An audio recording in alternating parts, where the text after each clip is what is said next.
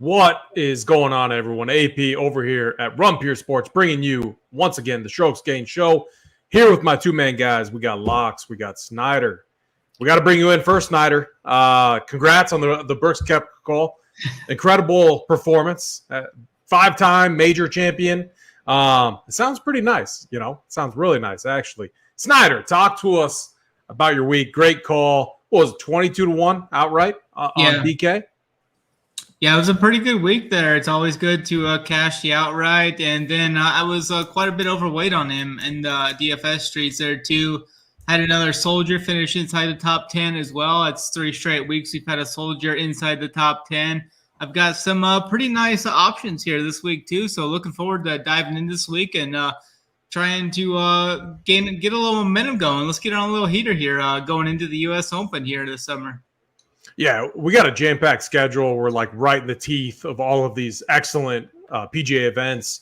We got Colonial Country Club, the Charles Schwab this week. One I always really like there in Texas, a great ball striker event. You know, Daniel Berger. Like when you think about the past winners here, you usually think about ball strikers. I mean, it was Sam Burns, Scotty Scheffler battling down the stretch last year, which was a ton of fun to watch. Locks, let's bring you in, man. How was your PGA Championship week last week? Yeah, the week went okay. I think I kind of broke even pretty much. Not a big loss, not a big gain, but just a few guys kind of hurt me. It is what it is. We're excited for another week. Obviously, here it's a long season, so we got our ups and downs, we got our wins and losses, but we keep on chugging. We pick winners every week, so just excited for another tournament. A lot of plays in this tournament that I'm liking, a lot of cheap guys, a lot of value that we'll talk about later. So, yeah, excited to dive into another week. Yeah, before we do, one thing that was really cool to see, I don't know if you guys saw it, but Joel Damon's caddy, he played from the championship tees after at Oak Hill. And he's a +1? So, I mean, he's better than scratch. Locks, you're a great golfer there. I asked my brother-in-law, who – I think he's now in the plus category. Snyder, you know my brother-in-law, Justin. The dude is an absolute stick. His profession is like taking people out golfing. It's like crazy. But he's dialed in. I asked him what he would shoot. He said he'd be right around 80, 81. I call bullshit on that because that course was playing so tough. Joel Damon's caddy, a +1. He shot an 85. Locks, what do you think you would have shot at Oak Hill last week? Man, from those tees, 85 probably, 85 to 90. 85? What's your handicap again? I'm scratch. You scratch? Oh, man, you guys are I'm like, if I break 120 there, I'm feeling pretty good about myself. Looking at that rough, it was so brutal. One, I would lose like 3 or 4 balls, or no, probably like 6 or 8 balls at least, like in that rough alone. But, I mean, Locks, that would be a very impressive score. Snyder, what do you think you would shoot at Oak Hill from the championship tees? Probably around 95, I would hope. Bullshit. Max bet overs. 95? Snyder, I've golfed with you so many times. There's zero chance you're shooting 95 on that course. That's 10 strokes worse than Joel Damon's caddy, who's a +1. Firethorn? Yeah, I play there all the time, Snyder. What are you talking about? Okay. Oh, Snyder, Firethorn's tough, but it's not set up like Oak Hill was last week. That course was impossible. I mean, it was a true test of golf. I mean, it was. I mean, I thought it was pretty tough and great call. What was the so you said the winning score was going to be 5 to 8 under. What did Koepka shoot? What was it, 8 or 9 under? I think he was 8 under. He was 9 for a while. I think he gave one back. Snyder again. I mean, you know, we had a soldier in the top. What? Rosie finished top 5. Yeah, he actually finished 9th. He was in second place for a while, and I was actually winning a tournament over on FanDuel, and then he shot 37 on the back 9, which was hurtful, and he ended up finishing T9, which is still a good finish for his price and whatnot. Yeah. I feel like we all had a lot of good calls last week. Bryson, I think. Me and Locks were on Bryson. Snyder, obviously not. Snyder, we tried to talk you into it. Bryson actually looks good. It makes sense. He lost a lot of weight. He actually looks healthy now.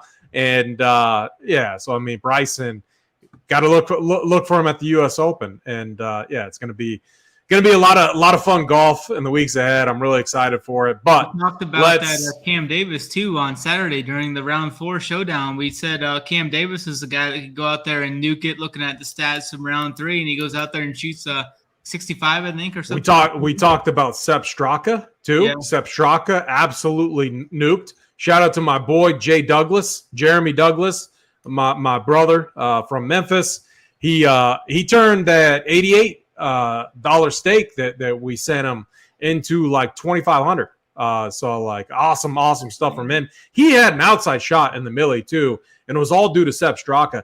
I am like kind of tilted because Sepp's like my boy, and when I was looking at him, he kind of profiled well because we're going to talk about him today. He's in the low 7K range. He's been money off the tee. That driver for him has been excellent, and he's always been a decent putter. So someone obviously we're going to talk about later, but yeah, the show, the round 4 show was a ton of fun. We had a lot of great calls on that. My only mistake I made is I faded Cam Smith. If I would have played Cam Smith, my rules that I set up was like perfect. So we'll get better this week. We'll definitely get better. We'll have those shows. We'll have everything dialed in. But I digress. Let's get to the Charles Schwab.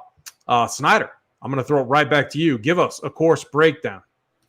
Yeah, we're here at the Colonial Country Club here this week. It's a par 70. It's going to measure 7,220 yards.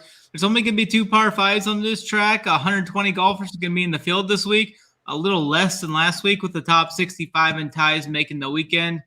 The greens are going to be slightly bigger than last week, but still smaller than average here, only at around 5,000 square feet on average. These bentgrass greens are going to be rolling at around 12 to 13 on the step meter. Golfers will see water in play on 6 of the holes here. 84 bunkers are going to be littering the property here. These we have some narrow fairways here. They're going to be tree lined. They're kind of tough to hit. And then the fairways are going to be guarded with some 3-inch Bermuda mixed rough here, which could be tricky at times. This track has been ranked inside the top 15 toughest courses on tour 3 of the last 4 years.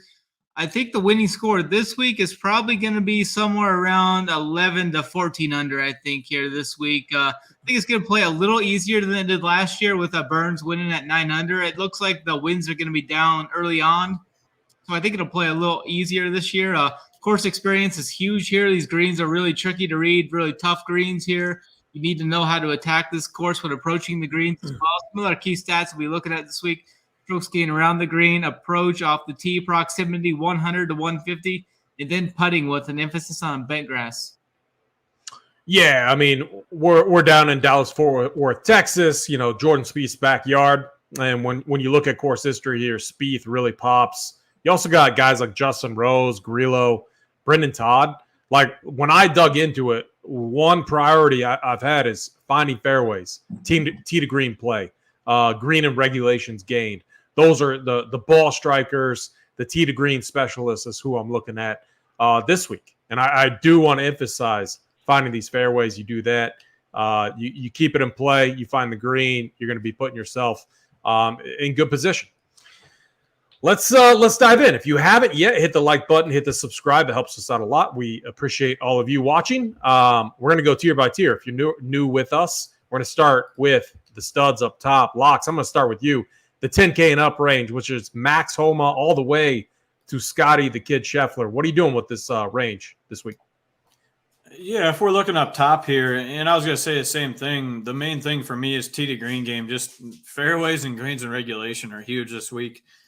We got a tougher course, tighter course, so it's hard to overlook Scotty at the top. 11.5 is pretty steep, but, I mean, we've seen it. Scotty's just overall – I mean, he's back to number 1 in the world. I don't know. I think it's kind of 1A, 1B personally with him and Rahm, but it's hard to ever fully fade this guy.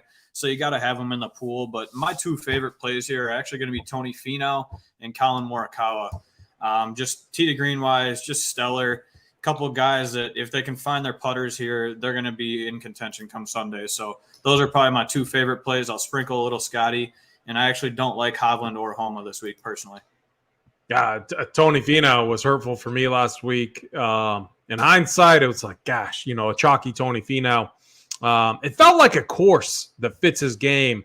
The problem and now we're going back to the PGA Championship, but my one comment there, the problem with that is once you go backwards, it's really hard to go forwards at a track like that. Like we talked about that in the round 4 show. Like, don't go chasing Dustin Johnson. Don't go chasing Tony Finau. But it's Tony Finau. And, I could see him bouncing back here. I kind of like that call. He T4 last year. He's got a second place solo finish as well in 2019. If you're emphasizing course history, Tony Finau is definitely a fine play. Snyder, what are you doing with the 10K and up range this week? Yeah, for me, it's hard not to like Scotty here back in Texas. Hasn't finished worse than 12th since last October, and has finished T5 or better in 5 of his last 7 events. He hasn't lost strokes ball striking since going back to the 2022 Players, where he was on the bad end of that weather draw back about 2 years ago. So he's just been an elite tee to green. He gained over 15 strokes last week tee to green. Just couldn't make any putts on Saturday. So I'm going to be right back on Scotty the Kid. I think he's still going to see ownership, but I think the price tag will keep his ownership kind of in check. I see him coming in somewhere around like 25%, which is still rather easy to get overweight, I think. I'm probably going to be off of Finau this week. The driver here does kind of worry me. He does have some good ownership or course history here, and I think his ownership will be somewhere around that 17 to 22% ownership range, somewhere in that 5% gap. I just think I'd rather play Scotty there. And Finau last week, it's just with the driver. Sometimes that driver's off, and when it's off, it's not good. Like last week, he lost over 2 strokes off the tee. Tight fairways here, tree lined. I think I'm just going to be off of him. I think I'm going to be off of Hovland as well. I could see him kind of coming in off that kind of a letdown last week near win. I think I'll be off of him. I do kind of like Morikawa here, though. I think this course just set up very well for him. It's a ball striker's track here. I mean, he has played here the last 3 years and did finish second back in 2020 and 14th in 2021. He played ball last week, tee to green. I just like him. I like him more so on these faster bent grass greens too. When he's not having to putt when he gets to putt without the grain of the Bermuda and the bumpy POA. So I'm going to be targeting Morikawa here. I like the bent grass. He putts better on bent grass. It's one of the surfaces he actually loses the least amount of strokes on. So I like Morikawa here at the discount off of Hovland. And let me add one thing to that real quick, Snyder. Like, we all know you're a huge Morikawa fan, but you haven't been on him lately, like, at all. So, like, I would love to sit here and say, like, oh, Snyder on Morikawa, obviously, but I think it's been multiple weeks now in a row where you haven't been on him. So I like the call. I really do. Yeah, that's pretty much going to round it out for me there. I don't think I'm going to get the Homa there. It's mainly just going to be Scotty and Morikawa here. I think we get Morikawa somewhere 10 to 15. I think it'll be under 15, like 10 to 12% maybe. So I really like the ownership. We'll get there. He's going to be lower owned than Hovland and Finau, I think. Yeah. So I also like Morikawa. So a few things I'm looking at. I'm looking at tee to green play, like I already mentioned, good drives. Par 4 scoring is another thing that I like here. And green and regulations, ball striking. Scotty, it's crazy. I've been doing this a long time, and all my metrics I look at, and I look at the last 24 rounds. I look at the last 36 rounds. And over the last 24 rounds, Scotty ranks first in every single category that I'm waiting this week. Tee to green, approach, ball striking, good drives, par 4s, all of it. The guy is a ball striking machine. It's really incredible what he's doing. I don't even think he's playing like his best golf right now. Like, I feel like he left strokes out there, even at the PGA Championship. Like some putts that we would have, normally seen him make. He wasn't there. What'd he do? T2. What'd he do at the AT&T Byron Nelson? That he was just literally felt like he was sleepwalking through it. Like, I think it was round 3 where he really struggled, which was an even round, I believe. I could be wrong, but T5. I mean, the guy. I mean, Matt Burton. You say it right. Like, why don't we just blindly bet Scotty top 10 and top 20 each and every week? I mean, the guy is an absolute machine. If I'm picking between 2 up top, I'm sorry, Locks, but I got to go with Scotty the Kid. And honestly, like in MME formats, he might be someone that I get at 65 to 70% because I think he's going to have an extra added motivation losing in the playoff against his best friend, Sammy Burns, last year.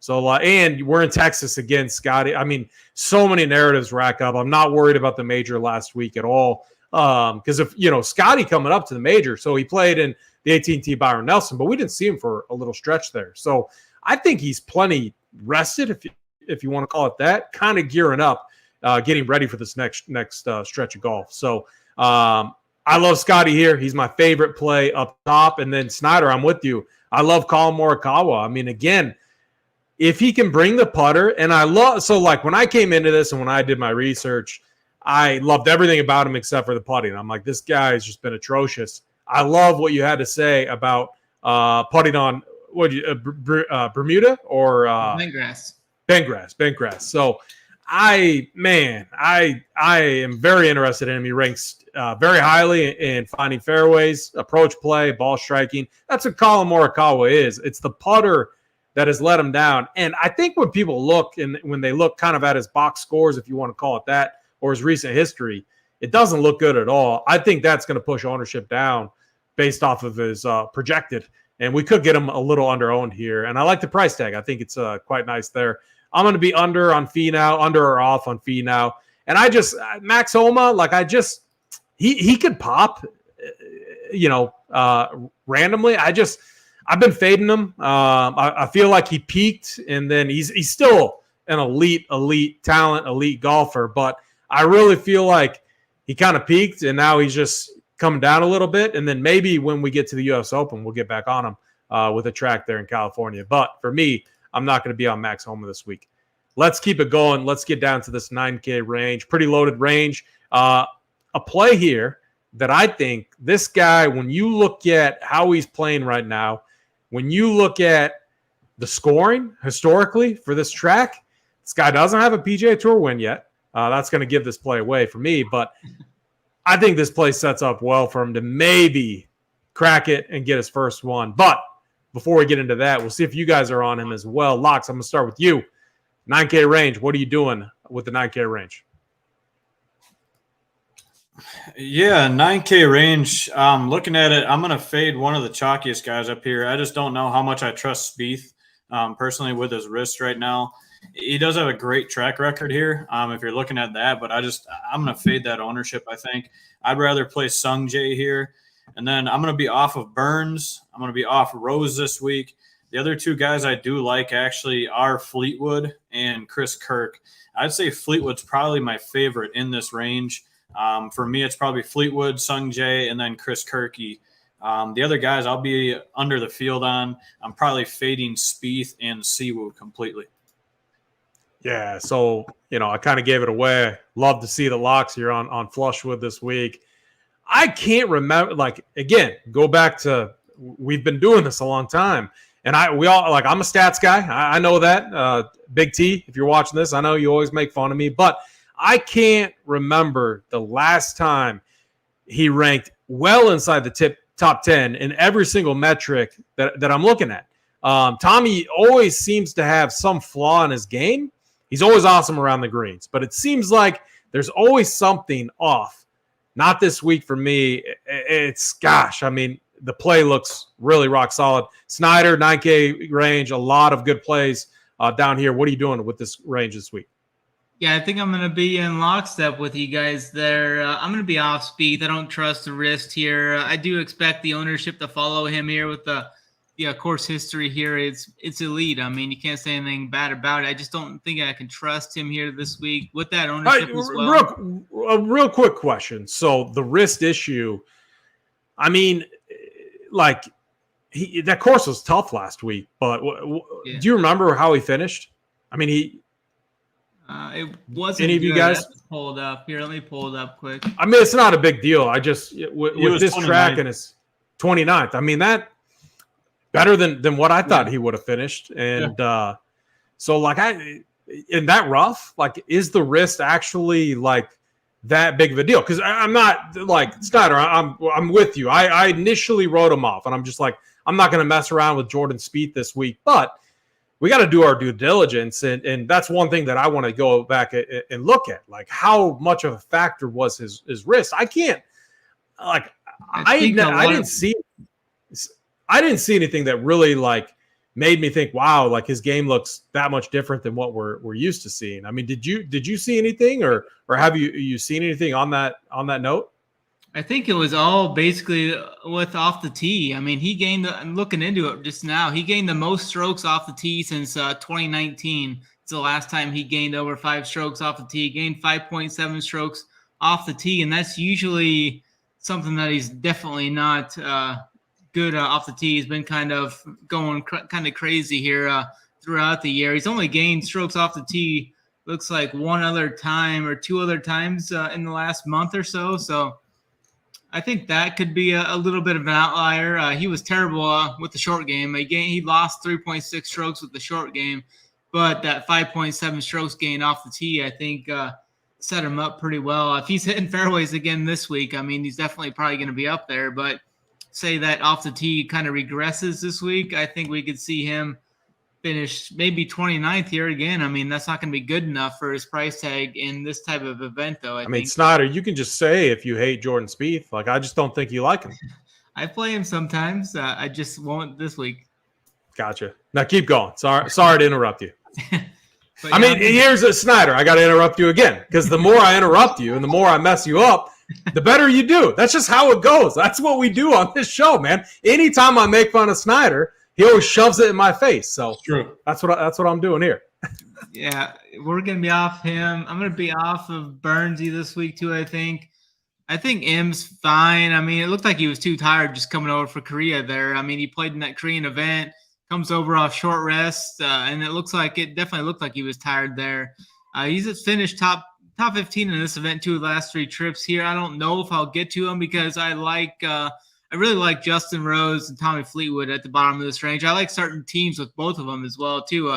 Justin Rose was a soldier last week. I really like how his game's been trending upward over the past few months here. He had that win at Pebble. Then he was T6 at the Players, T6 or was 16th at the Masters, and then was T10 last week at the PGA. I think this is another great spot for him to potentially grab another win here. He won this event back in 2018. He's already got a win on the year. I think Justin Rose is one of those guys that's kind of surging here. I want to keep riding it right here at 9,300. I think the ownership's going to be there some. I could see him maybe approach 15 to 20%, but I'm going to be on Rose this week, and then I'm going to be pairing him somewhat with Tommy Fleetwood.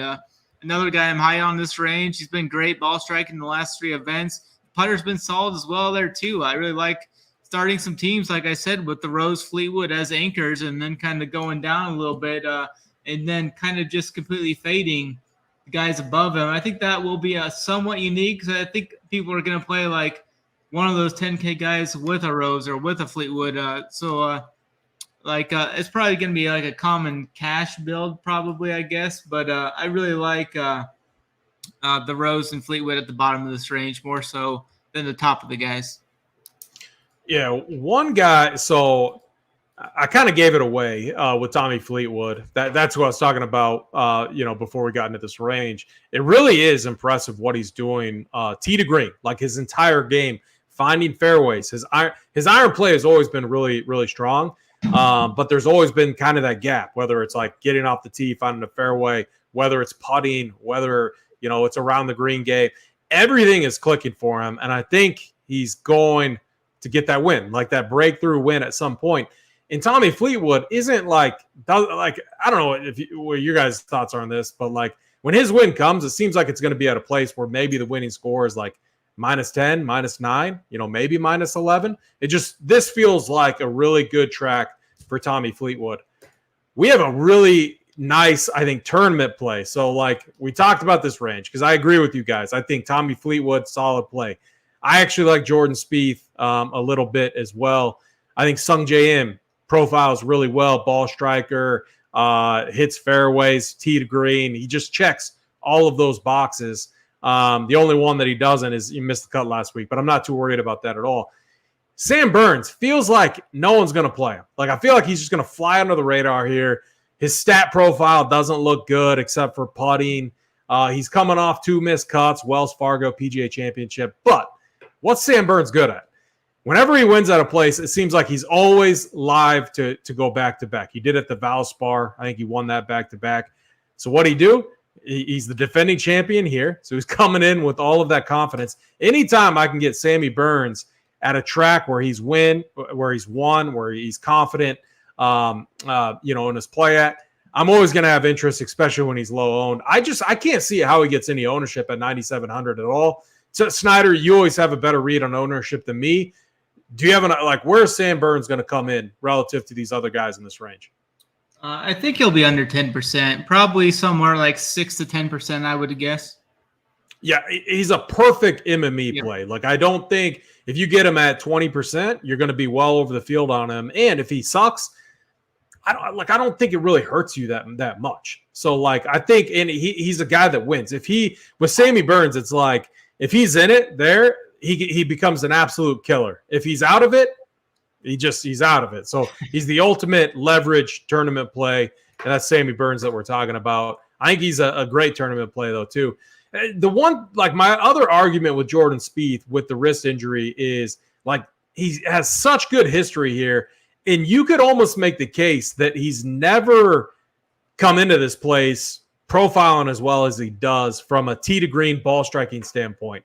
I think when you think about Jordan Spieth and kind of the evolution of his game, there's been times where he was dropping 20, 30, 40-foot putts left and right. And everyone, the luckiest got chipping in everything, around the green game, just on par. And everyone calling him the luckiest golfer in the world. And he was terrible tee to green. He was terrible off the tee. Not the case at all. He grades out so well tee to green. He ranks 7th in my model. 8th on approach, 8th on ball striking, 39th in good drives. So Snyder, you are correct there. He can get a little A-word off the tee, but it's the par 4 scoring that he's been really excellent on. So with Spieth, I'm gonna keep an eye on him and just kind of monitor that with the wrist and everything. But I would love to play him if I potentially could. So, and then we got Chris Kirk down here. Kirky, 2-time winner here. He's a staple of a lot of ours. He's been a really good cut maker. And I feel like his results lately, ever since the Masters, so he was T10 at the Valero, but ever since the Masters, he hasn't really done anything to really catch our eye. Except for I do think the T29, I wasn't on him last week. I think the T29 at that tough track last week was pretty good for him. So I have interest in Chris Kirk. Won here twice. I think he's a phenomenal play. This range for me is absolutely loaded. It's going to be very difficult making some decisions. I'm going to have to make some cuts. Siwoo Kim, probably a cut I'm going to make. I don't think I can fade Justin Rose. He's just been playing too good, and obviously a winner here. Sung Jae, I don't know if I can fade him. So I might have to get aggressive and make more cuts up top, like Finau, Hovland, Homa at least, and then open it up in this range, and then maybe make more cuts in the 8K range. But I love the 9K range. I think it's absolutely loaded this week. Let's keep it going. Locks, I'm going right back to you. We got the 8K range. Again, a lot of good options here, but I do see a few plays that we can definitely cut out. Yeah, definitely. An interesting range here. There's pretty much 4 guys that I have my eye on, and I'll cross out most other guys in this range. As I go through the shows, I'm sure everybody's noticed I pretty much give you my whole player pool for the most part. I condense it pretty well for the most part as well. So I'm looking at 4 guys here. For me, it's Ricky Fowler. I think he bounces back here for us. He's been solid all year. He had a bad performance last week, but easily bounces back here. His top 15, 3 of his last 4 events. So I'm okay going right back to him. The guy I really do like is Denny McCarthy here. Just tee to green game is always solid. He's a good putter. I just think he's going to fit this track well. 27th last year, a couple of missed cuts in here as well, but I think he plays well this week. So I do like him a lot. I'm crossing everybody else off all the way down to my boy Jagerbaum and Taylor Moore. Tee to green, I mean, there's not many that have been better than Jaeger in the last 24 rounds other than the guys up top. So I do love him a lot this week as well. And then Taylor Moore, he's been striking the ball well as well. So I like him. He can putt the ball too. So those two guys down there, Denny McCarthy, Ricky Fowler, and that's it for me in this range. It is really incredible. Like Ricky Fowler, I feel like for 2-3 years we just made fun of him. We all took our time, like getting on him a week, and then we'd make fun of each other for playing him, and then we just regret playing him. And the guy's really turned a corner. Yeah, he missed the cut last week, but again, that course was set up so tough. Like I'm not going to penalize anyone for that. He still was good tee to green. Like while he missed the cut, he gained 3.1 strokes tee to green. He gained 3.4 strokes off the tee. His putter just let him down. Outside of that, he hadn't missed the cut since the Shriners. I mean, Ricky is in prime form. He seems too cheap. He fits, again, every box I'm looking at, another guy that I could see winning. And, like, if you agree that this tier is loaded, you could really make the case to start your builds with, like, a Tommy Fleetwood and Ricky Fowler and just see where that takes you. Like, I think that could be a very strong start. You might have to fade, Scotty in those type of builds, but as we go through this, really making the case to make that work. Snyder, what are you doing with this range? A lot of options, Ricky Fowler all the way down to Taylor Moore. What are you doing with this 8K range? Yeah, I'm going to be off of you guys again. I think Ricky Fowler is priced up about $1,500. Snyder hates Ricky Fowler. Snyder is the biggest Ricky Fowler hater ever. I mean, anytime, like, Snyder, like, give us something. Like, at least give us something. Like, give us Ricky this one time, Snyder. I couldn't believe 30% of people played him last week. All right, so I'm with you. That was egregious. Like, hindsight's always 20/20. But when I saw that too, I'm like, are you kidding me? Like, this was the easiest fade of all time. Snyder, I'll take Ricky over Rose this week. All right, yeah. What do you want? 100? How much? Yeah, 100's fine. Yeah, I'm done. Right. But yeah, there, you got bet going. Let's go. Yeah, I love it. It'll be fun. AP, you want in on that? I like Ricky this week. Right. So, yeah, for me in this range this week, I'm gonna be off of Ricky. It looks like he's still gonna see ownership though too. I'm seeing him potentially hitting, 15, 17, 18% ownership this week. I think I'd just rather play some guys underneath of him there. Russell Henley's a fine option if you want to go there. I think he's got just as much upside as Ricky does at half the ownership. Denny McCarthy, same upside, half the ownership. I do like Cameron Davis, so that's the one guy I'm going to play with some ownership here. I think he could reach like 20% ownership this week. I mean, he's been playing so good though. After he's after he's gotten healthy or whatever he said was wrong with him there for a while. I mean, he's been really good. T4 last week, T7 at the Heritage, T6 at the Players, finished 7th here last year. He's gained on that note, Snyder, you're not worried at all about like the zigzag theory here, because like 6th at the Players, miscut, 7th at the RBC, then almost miscut, finished 59th at the Wells Fargo, then 4th at the PGA Championship. He's got the zigzag thing going. I mean, is that not a concern at all? Of course. No. I mean, it is for me, Snyder. I'm not. Can I take Ricky versus Cam Davis? Sure, I'll take Davis. All right. I'll take anyone versus We'll book it. Anyone? I might pull out the big T deal there where you just pick the whole range. I want everybody versus Ricky. Everyone versus Ricky. I like it. I like the confidence there, Snyder. But yeah, I think I'm going to be on Cam Davis there, though. I mean, he's been playing so good since he's coming back. I think he's and he's a really good fit for this course too. He finished 7th here last year. I like Cam Davis. I think he's coming around. Tom Hoagie, I think, is an option that may get some steam. He's missed the cut here the last 3 times, but he's from this area. Minwoo Lee's fine option, Cage Lee. But I do like my guy Taylor Moore quite a bit, though, this week. I'm going to keep going. I've been riding him over the last couple of months. He won that event at the Valspar, T11 Heritage, T4 at the Zurich, 27th at the Wells Fargo. He didn't miss cut here last year, but that was mainly due to his short game. Lost 4.5 strokes with the short game here last year. The putter's been much better as of late, and I think he can contend for another T15 or so this week. So I do like Taylor Moore, and I do like Locks' guy, Jagerbaum's down there too. I think he's a real fine option at probably Yeah, I'm seeing Jaeger right around 10% and more around 10% as well. So I think both of those are fine options this week. So who is the last person? This is actually a really dumb question, but the last person to win the Valspar and then win the Charles Schwab back to back. See if you guys are paying attention. See if Snyder was paying attention. Actually, what's that? You want me to? You weren't listening. You don't pay attention. I'm gonna call you Mangone. Who was the last golfer to win the Valspar Championship and then the Charles Schwab Championship back to back? I have no idea. Snyder just doesn't listen to me. No. Sam Burns, the defending champion. Oh, yeah. So no, I like that. What I'm getting at, Snyder, is I love the Taylor Moore call. He won the Valspar. He's been again. I'm looking at par fours. He ranks 7th in par 4 scoring, and his putter's on fire. And this is something you've been talking about a lot with Taylor Moore, Snyder.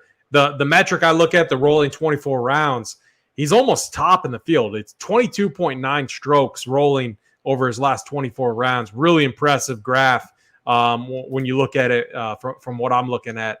I like Taylor Moore. I could get on board with that. I like our boy Jagerbaum. I feel like I'm chalky this week because I like a lot of golfers.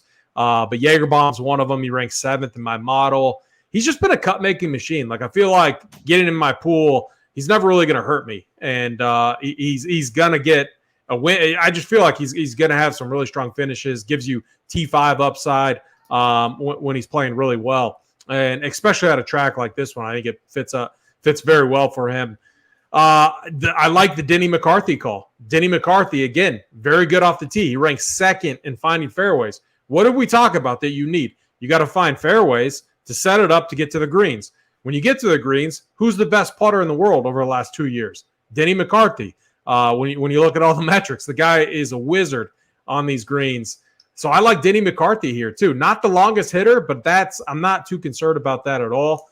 Russell Henley, I think, is a great call. So, like, Snyder, I get what you're saying, that you could take a discount on some of these other guys over Ricky, who is going to be popular. I definitely get that, and I think you could make the leverage play in tournaments too by getting more of Russell Henley, more of Denny McCarthy over the chalkier Ricky. So I still like Ricky. Locks, I'm with you on him. I just think it's an interesting argument to make. For me, I don't trust Cam Davis. So maybe he burns me again, but it's like I think him and Ricky could have similar ownership. And I just Cam Davis just he's hurt my feelings one too many times. And he's a tournament play, but anytime he's chalky, I just hate playing him. So I don't know if I can get onto him. And then Minwoo Lee, I already forgot. Our bet? Yeah. It was he had Ricky over Cam Davis. Yeah, Ricky over Cam. Oh, okay. That's what I was getting at. I think this is the week we just lay it to Snyder. I know. Then when we do that and we get on the show next week, it's like he's going to own us, and he's going to be sitting back, just like, you know. But no, I'm with you. I think we absolutely own Snyder this week, so I'm on board with that. But definitely possible. Again, like, I think like Brian Harmon. I like this course sets up good for him. What does Brian Harmon do? He gets off the tee. He ranks 12th in finding fairways. And he can grind it out. Again, this isn't a track that's going to yield a minus 20 winning score. You know, it's going to be -8 to -11, -12 is typically what we see. So again, I think a guy like Brian Harmon's in play. So again, I know my goal is always to get my golfer pool under 40. And I like a lot of golfers up top. So it means I'm going to have to make some cuts somewhere. But Minwoo Lee, I'm going to cut. KH Lee, I'm going to cut. Tom Hoagie, I'm most likely going to cut. So I got some cuts in this range. But I definitely like the Taylor Moore call. You sold me on him, Snyder. And then, yeah, I like Ricky as well. Locks, I'm going right back to you. But before I do, if you haven't yet, hit the like button, hit the subscribe. It helps us out a lot over here at Run Pure Sports. Locks. 7K range, another loaded range. What are you doing down here? Yeah, there's a ton of guys down here. I mean, this range is just huge. Looking at it, there's quite a few names that I'll be landing on just because we talked about a lot of guys up top we like, obviously. in those lineups, we're going to end up with some of these guys down here. And just to mention a few, I kind of roll through it as just from top to bottom. Benny On, I do like him. Benny Tendons. Tee to green wise, he's been great this year. When he gets his putter going is when he's scary. So I do like him this week. Harris English is another guy. Tee to green, he's been looking a lot better. He just missed the cut. Didn't look too good at the PGA, but before that, I mean, 3rd, 13th, looking good the last few tournaments. So I don't mind a little bit of him. Grillo, I don't know what I'm going to do with. He's been a name I'm kind of looking at teetering on. Maybe you guys can sway me one way or the other. Just looking at him, I never know what to do with him. I don't play the guy just because it's the same thing. He can never putt. So we'll see. He's putting a little better right now. Hopefully you guys can sway my decision on him. But looking down as I'm going along, no Billy Ho for me, no Davis Riley. I do like Svensson a little bit, Adam Svensson. I'll be playing him. I don't like McNeely. 3 guys in a row down here that I do like a lot are Eric Cole, JT Poston, and Nick Taylor. Those are 3 of my favorite names down in this range. I'll be pretty high on. They're all at $7,200. Just guys that have been striking the ball well lately. 3 guys that I think can compete here. So some interest there. Sam Stevens, maybe a little bit of interest. And then really just kind of pick your poison down here. A lot of these guys I'll be Xing out down at the bottom. So really just the guys I mentioned and not a whole lot else. Yeah, Emiliano Grillo. Guys have been playing really well. And when it comes to putting, the trend line that I always talk about looks nice. Looks anything like what we see for Grillo. It's actually, if we go back, so I always look at a rolling 24 rounds. If we go back to March of 2023, obviously, minus 9.2 strokes gained putting at that point in time, the trend has gone up. Each and every week, very steadily, those rolling rounds, he's up 2.5. So a very nice incline increase from Grillo. I'm on board with you on that play. I think he's a really good. By the way, I didn't notice my update isn't there for Svensson. I didn't know he withdrew. Did you guys know? I'm actually behind on some of that stuff too. So, but hey, that's why we got chat here, baby. Yeah, I mean, chat. You guys can help us out with a lot of that. We can always bring up Bolton too. He tracks that on Twitter, so I'll pull that up. A Snyder, 7K range, a lot of options down here. What are you doing with the 7K guys over on DraftKings this week?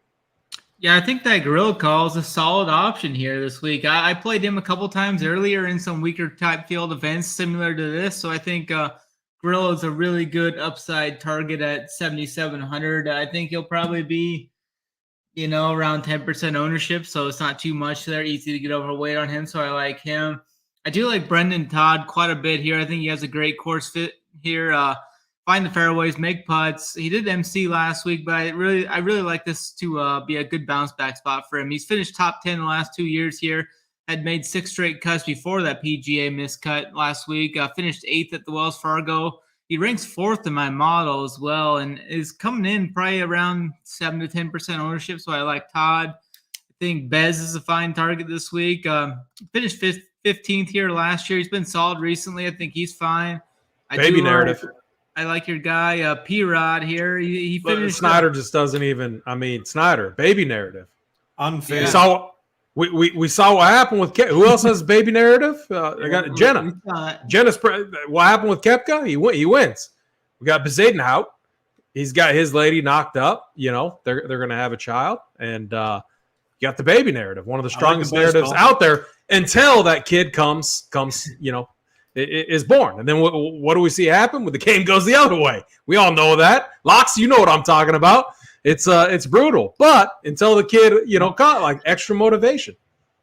Keep going, Snyder. Brooks has slept yet? That video was, did you see the one I reposted? Like, oh gosh. That was fun. Koepka's my favorite. He's awesome. He's been on a serious bender, I think. He's so locked. I honestly just think he was like locked in. Like the dude loves the hockey, man. Oh, he loves hockey, yeah, especially the Panthers. But I like Rogers this week. He's finished 29th last week at the PGA, 10th at Mexico, 19th at Heritage. He was 5th at Texas Open as well. I look for him to be somewhere around that 10% ownership mark again. I think a lot of this 7K range is going to be kind of spread out for the most part, so it's going to be pretty easy to get overweight on these guys. He's been solid off the tee. Rogers has gained putting in his last 5 events. Was T35 here last year, T14 in 2020. Ooh, Brooks is he's courtside. I mean, I don't have the game on, or else I wouldn't be able to listen to you guys, and I'd be distracted. So I haven't looked at it, but he hasn't slept at all. He's done nothing. I mean, how much powder is that guy going through? Is the question. Powder or Adderall? I mean, one of the two. Maybe a combination of both. Who knows? And that can't be good on the heart either if you're doing that. But Buckley's another guy I like here. I've been playing Buckley a decent amount here over the last couple of months. He's been really solid. It hasn't disappointed me here in the last couple of months. He was T10 at the Texas Open, T5 at the Heritage. He's made his last 5 cuts. I like Buckley. And then I like my guy, Eric Cole. We were on him as a soldier back at the Honda. Finished T2 there. Very good golf he's been playing this last month or so, too. T5 at Mexico, T23 at Byron Nelson, and then T15 last week at that tough PGA. He ranks really high in my model as well. I think he'll be around that 10% ownership mark as well. I really like Eric Cole this week. And then there's one more 7K guy that I will have in the soldier segment, so make sure to check that out tomorrow morning on the Twitter there at Snyder210. Not going to talk. So it's not someone that you already mentioned. Nope. All right, perfect. I do love the soul. It's a great bit, and it's not a bit. It's Snyder does a really good job. Always looking for low owned, high upside plays. And I'll be honest, Snyder. Like I mean, not late to the party. I watched all the soldier videos and everything, but where I've made some mistakes is not having all the soldiers, no matter what, even if I disagree with you, in my MMA pool. Because sometimes when I disagree with you, you absolutely own me. And so now I've learned my lesson. I just keep them in my player pool in MMA formats. Snyder Shoulders, it'll be out tomorrow. What time roughly will the soldiers debut? Yeah, I've been putting them out right around 9 or 10 Eastern time there, so 8 or 9 Central if you're Central or Eastern time zone. See, we got Snyder Soldiers. Now all we need is Locks is Locks. Locks is Locks. I have to get that going. Or Locks is Lock. One play. It could be a complement of the bench play. The bench play, this I gotta recover. We got the win, which always feels good, but we can't just settle on getting one win. When I track the bench play, it's like, the results have been very, very good or poor, or like a miscut, and then my guy just shits the bed on the weekend, which is really frustrating. We're gonna bring it this week, though. Combination of all these plays, we're definitely gonna bring it for sure. Again, this 7K range, I'm with you guys on a lot of these plays. I think this game, I like starting with Grillo. Like I'm with you, Locks. Like I think Emiliano, the ball striking's always been there. His irons are dialed in. He ranks 11th on approach and ball striking, tee to green. He's just always good. And again, it's that trend line I'm looking at where he's been gaining strokes putting. The worry and why I would never lock a guy like him in is the putting can just it can go away fast with him. And that's where we all get tilted with a guy like him. So I like him this week. I think he's a fine play, a good MME play to have in your pool. I think Harris English is another good play. I think someone in chat mentioned this as well. When you look at Harris English, what does he do well? He gets off the tee. He ranks 3rd in finding fairways. What's the other thing that he does? His putter is on fire. He almost reminds me of like a cheaper Denny McCarthy right now when you look at his stat profile. So I really like Harris English. Brendan Todd, he has the history here, 3rd place last year, T8 the year before. My only thing when I look at him and getting sucked into this play, like if he didn't have that course history at a $7,800 price tag, I feel like he'd be a 3rd of his ownership, of his projected ownership. Like Snyder, what do you have his projected ownership up? Like I'm seeing double digits. Maybe that's wrong. I'm not as good with ownership projections. Yeah, it could reach that possibly. Yeah, and my argument is if he didn't have the last 2 years course history of top 10, I think his ownership would be cut in a 3rd. Yeah. It just seems really difficult to go back to back top 10ing 3 times in a row for a guy like him, who isn't the Scotty Schefflers of the world. So I'm a little conflicted with Todd. He checks a lot of boxes for me. He ranks 5th overall in course history, and that's kind of what I was citing there. But there's a lot of things there that I'm not trusting. Also coming off a missed cut, but he played good at the Wells Fargo. I'm really torn on him. He's going to be one of those plays where I check him, but if I need to make a cut, he might be one of my first ones out. Bezadenhout, I'm with you guys. I think he's a phenomenal play. You got the baby narrative. I always like him at these tracks where it's like scoring is kind of tough, a guy who can grind it out. But from a stat perspective, he also checks a lot of boxes for me. So I'm on Bezadenhout or Boozenhusen is what we call him. Hayden Buckley, another guy I like. Snyder, I feel like that's a guy that you like quite often. Ryan Palmer, I like. He's got the course history here, but another course, the AT&T Byron Nelson. So his last event that he was at, he actually looked really good. I just like playing this guy in Texas. He's awesome off the tee, ranks 15th, and good drives. His ball striking is really good. He ranks actually 10th in this field in ball striking, 16th on approach, 18th tee to green. If he could turn his putting around, Ryan Palmer would be doing some things, and I feel like he's going to be comfortable on these greens. Ooh. We lost you there, Locks. I don't know if I clicked you or Snyder clicked you, but we got you back real quick. But yeah, Ryan Palmer, 7,200. I feel like maybe being squeezed right in there between Buckley. You got Poston, you got Eric Cole, who I also like. I'm with you on him, Snyder. I feel like Ryan Palmer gets lost in the mix, and anytime we get him in Texas, like he's got to be motivated at these events. So I'm going to have some shares of Ryan Palmer as well. Then when we get down to the lower 7K range, I got to go to Sepp Straka. I know he's missed the cut here twice. He played here in 2020, and he played here in 2021. The guy is playing some excellent golf right now. He looked great last week. He's finding fairways. He's not a guy that's going to go really low, which this type of course I think sets up for him really well when his irons are in a groove. And they are right now. He ranks ninth on approach. He ranks in the top 20 in tee to green and ball striking, and 13th in good drives. So in finding fairways, Sepp Straka 7K I think is a friendly price tag. So yeah, that kind of rounds out the range for me. If I had to give like a favorite overall play in tournaments, I think it's Harris English, like a guy that has winning upside, 7,800, obviously PGA Tour winner, starting to find his game. I think Harris English, I would not be surprised if he was in contention at the end of the week. Let's get down to the 6K range. Locks, I'm going to kick it right back to you.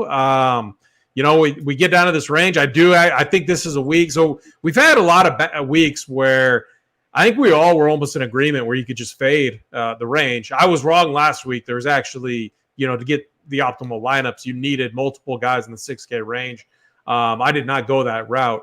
But I think there are some plays that are definitely underpriced here or mispriced. What are you doing in the 6K range? Yeah, actually, there's some guys that I believe are mispriced down here that I will actually be playing a decent amount. I know some people play Matt Wallace. I'm not going to do it. A guy I do like right below him, though, is Michael Kim. I know he's been a soldier, I believe, for Snyder. I do like me a little bit of Michael Kim this week. Maybe sprinkle in a little bit of Dylan Wu, as Snyder would say. A slight interest there. Hemi Walker, I'm torn. I'm going to hopefully let AP talk me into him this week. I don't know if I'm going to be on Hemi, but we'll find out. I'll let AP do the talking on that one. Streelman tee to green is what interests me here. $6,500 for Streelman. Tee to green wise, just solid as can be. If he can get the putter going, he can contend here because he just hits the ball straight. He doesn't hit it far, but it's normally tee to green wise, he's there. So some slight interest there. Looking down the board, Carson Young just qualified for the U.S. Open, so I do like him a little bit down here. He's actually surprised us quite a bit. I've been on him a decent amount this year just because of his price tag stays down here. And he's actually competed decently, 3 top 20s his last 5 times out. So I'll play a $6,300 guy all day if he can give me a top 15, top 20. So some interest there. Smother Goat, I'll be throwing in a little bit. And then I can't help myself but throw in a little Eric Van Rooyen to ruin some of my lineups here at $6,200. But it's just a guy, I don't get it. Like, I think he can win tournaments. He has won before. So at $6,200, I'm willing to take a stab on a guy like that. Yeah, very good. You know who I'm not going to talk you into playing? Who? Cam Champ. Oh, dude. So I just played in a scramble this weekend, actually. Was he on your team? No. A guy I would take him on my scramble team, that's for sure. A guy that played with him in high school was on my team. And it's just, he is the worst putter in the entire universe. I'm like, yeah, I know. It's why I won't hits it. Hits it a mile, but can't putt. Yeah, he's like when he was 13, he was hitting the ball 320, but he couldn't putt. I mean, you can't make a 3-footer to save his life. Absolutely insane. Yeah, I mean, Jimmy Walker, I feel like he came and gone real quick. So I don't think I can endorse that. Lots. I think he had his moment, and now it's back to regressing and back to who I was hoping that was what you would say. Yeah. I'm out. No, I'm not. I mean, man, I put my money where my mouth is. So I can't. I don't think I can sign off on that. Snyder, what are you doing with the 6K range this week? Yeah, I think there's definitely some interesting guys here down this range. I do like that Carson Young call you had there at the end.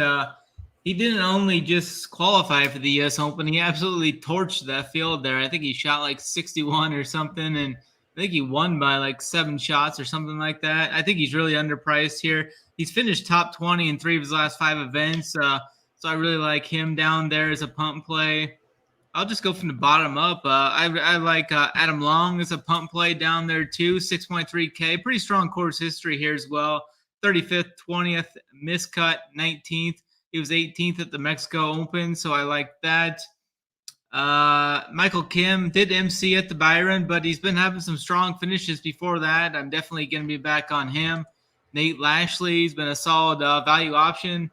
He's finished T40 or better in his last 4 events, so I like some Lashley. I will not be on Mr. Block this week. Just not going to go there. I think he's an easy fade. Hopefully people go to him and such. Kind of an interesting story there. I guess that what's guy his price tag? 6,900, I think. Oh yeah, we can't play him. Turns out that guy was like worth like $20 million and drives around like a $250,000 car and such like that. So that's kind of wild. His net worth was like $20 million heading into the PGA. So maybe that's why he wasn't feeling as much pressure down the stretch there. Ches Reeves, another guy I'll look at in this range. He's finished inside the top 30 here last year. Has been playing good golf here. This should be a really good course fit for Ches Reeves too. I think this kind of sets up for his game type. He looked great last week too. Yeah, he was solid there. I think that's about it for me here. I mean, maybe some Ben Griffin. He's been playing so terrible, but at the start of the year, Ben Griffin was playing good. I don't think I'm going to get there either. I did miss no, I didn't miss anyone here, I don't think. I mean, Akshay, I might get to a little bit of him. Austin Eckroat had that second place finish at the Byron. He's coming back. I think he's fine. Nick Hardy's like a name there. Dylon Wu. There's some solid options though in this range, I think. That had to be the coolest hole-in-one I've ever seen. I mean, it like locks. Like, I mean, it dunked right in. Like I've never seen. Insane. That was so cool to watch. Never seen anything like that. Like literally, insane. It was like a swish. And yeah, what an incredible. At least that major, we had a fun finish. Like Koepka kind of. I mean, there's a little drama.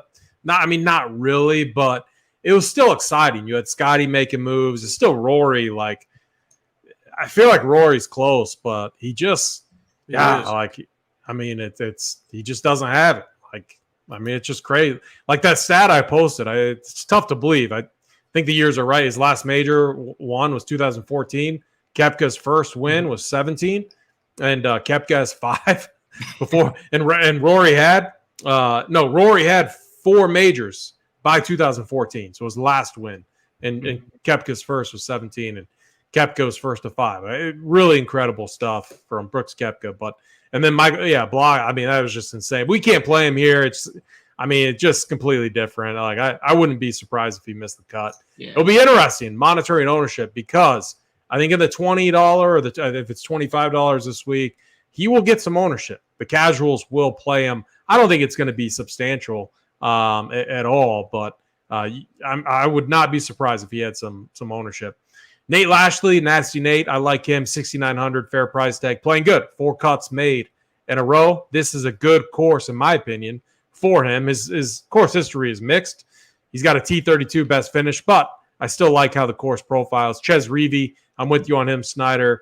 He looked good last week. Another guy, what does he do? He hits fairways and he putts really well. So I like him. Akshay, our boy, I like him. Matt Wallace, a little bit. He could be a guy that I end up cutting, like you mentioned, Locks. Dylan Wu, Snyder's boy. I like him.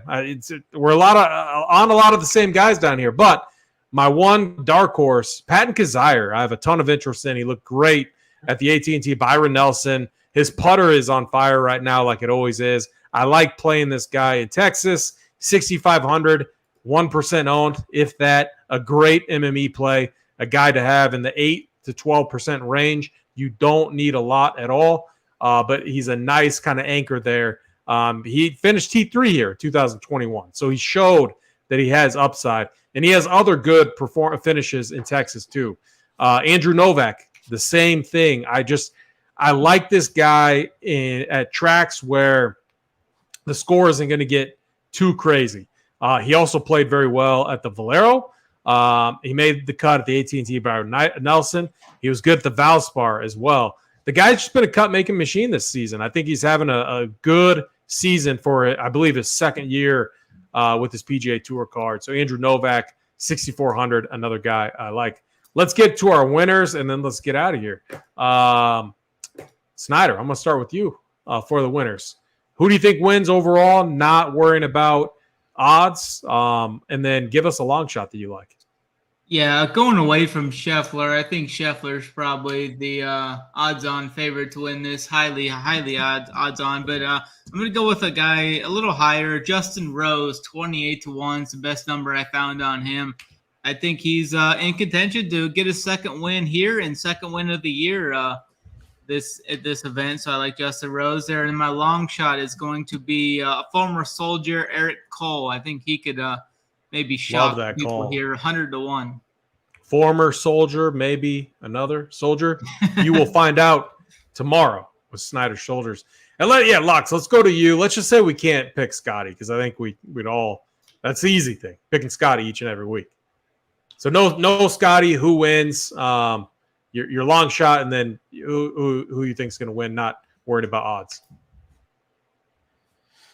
Yeah, my winner this week, I might take yours, AP, and I apologize, but I think Flushwood's going to get his first PGA Tour win.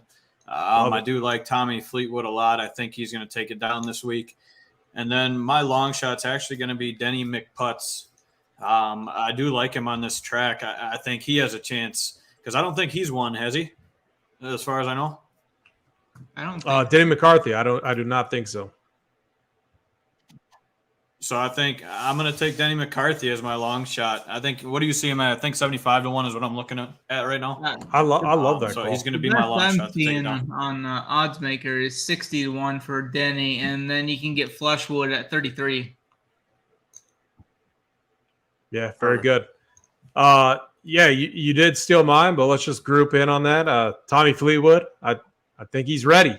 Tommy is ready. I think he could win this week. My longer shot is Harris English. Do you have his odds up also, Harry English? Let me find him. Yeah, odds checker has 90-1 best odds on him.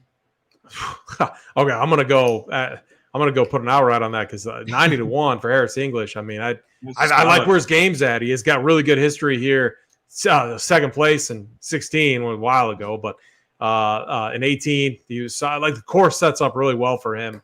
And his putter is hot right now. So those are great odds on Harris English. Snyder, final thoughts this week.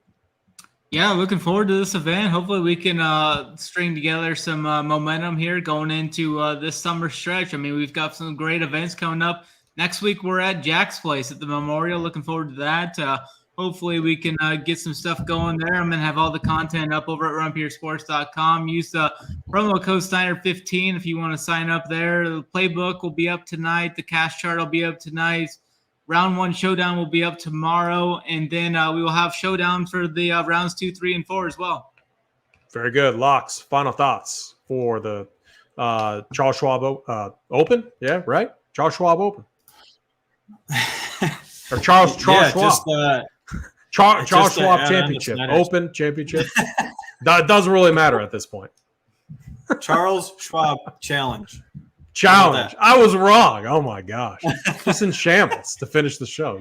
You love to see Either way, doesn't matter what the name of it is. We got to. Is that the only challenge? Is there any other challenges on tour? It has to be the only one. Not that I know of. I think that's the only one. Snyder would know a stat like that. What's that stat? If that's he the just only lost. one Snyder's ready to watch. Whatever. Snyder's ready to watch Jimmy Butler sweep tonight. So I don't even know what the score is. I gotta pull this up. Read the chat. Final thoughts. Just as usual, guys. Pay attention to Discord, late withdrawals, weather-wise, weather advantages, anything like that. For me this week, if you're choosing between a couple guys, like you're in a range, you're down to a couple guys you can't choose, I say look at tee to green stats. You want fairways and greens this week. It's high importance. So I'd say tee to green would be my factor I'm looking at if I'm choosing between a couple guys. But other than that, we'll see you at the top, and let's run Pier again. Yeah, very good. And Matt Burton, my answer to that would be Koepka, just because I think it's who has more majors when careers are over, Koepka or Rahm. The reason is I think the Live is the perfect setup for him. I think that is what Koepka wants. He wants to only play majors, which he's going to play them all now. He's going to qualify for them each and every year, and he gets his rest, and if he goes and wins a Live event, he gets $4 million. So it is literally the perfect setup for him. He doesn't need to grind and do the PGA Tour, which we don't think he ever really liked doing anyway. His results are always terrible. So definitely Koepka. I think he's probably going to get to 8, maybe something like that. The guy is just dialed with majors. I mean, so. I think he could have 2 to 3 more if he didn't get that knee injury. I think 8. I think he'd get to double digits. It would not surprise me. The guy is an absolute beast. So making Locks uncomfortable down there for sure. Locks, are you a Koepka guy? I like Koepka. Yeah, I don't mind Koepka. Yeah, we're all Koepka guys. He's a beast. I mean, anybody with that talent at golf is just – it is what it is. You can't hate on that talent. No, you definitely can. So my final thoughts are all the premium content's going to be up for subscribers tomorrow. If you're not a member, come check us out. Test us out for a week, for a month, whatever you please. Snyder 15 or Locks 15. Get you 15% off over here at Run Pure Sports. Playbook, all the core plays, heat map, everything, projections will be up tomorrow. Be in the Discord. We're always checking weather and everything in there. For that, it's Snyder, Locks, I'm AP, Run Pure.